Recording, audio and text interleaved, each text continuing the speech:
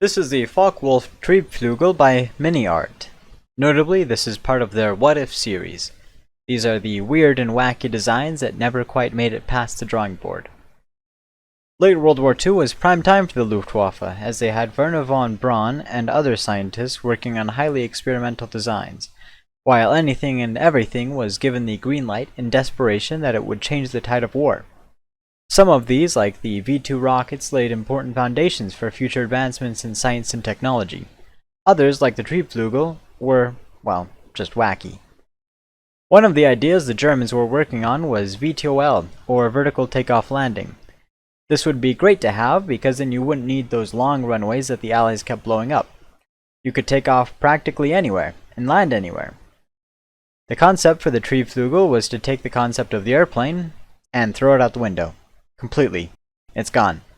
It was a fuselage with a cockpit sitting at the front, and in the center was a ring to which 3 rotors were attached, each with a ramjet on their end.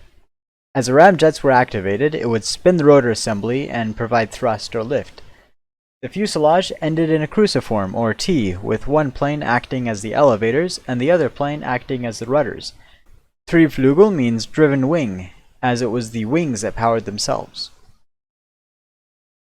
There wouldn't have been any reaction torque, as the rotors were driven at the tips. But the friction of the rotor wheel would still cause some rotation, which the pilot would have had to counter with the elevators accordingly. The pilot could also alter the attack angle of the rotors, much like a helicopter. It was supposed that the maximum speed for the craft would be 1,000 km per hour, with the rotor spinning at 220 rpm. The main idea of this design is that it could be made with cheap materials and use low-grade fuel for the ramjets. But could you imagine being the pilot of one of these things? You'd know full well it's made with the cheapest material and uses the lowest grade fuel, that it's supposed to fly at 1,000 km per hour, that these rotor things are going to be spinning around you at 220 rpm with fire shooting from their tips, and you're supposed to bring this thing up against enemy bombers. I would question what life choices had brought me to that point, and I would fully consider changing my career over to being in the Army or Navy. But setting aside the death-defying flight, landing would have also been an issue.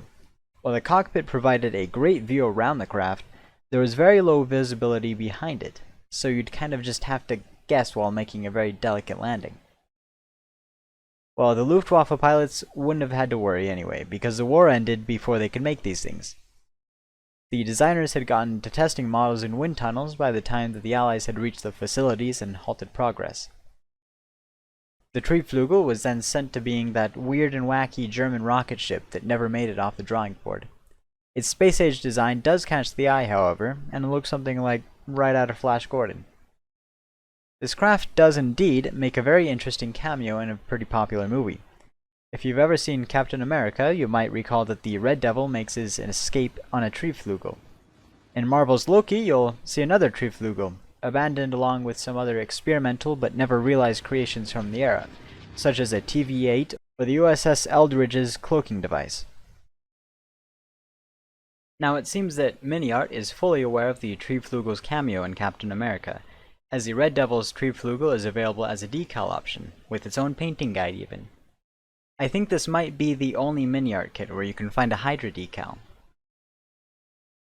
But anyway you cut it, the Triebflügel was an interesting design, and if it had been completed, I would pay money to watch it fly. And crash.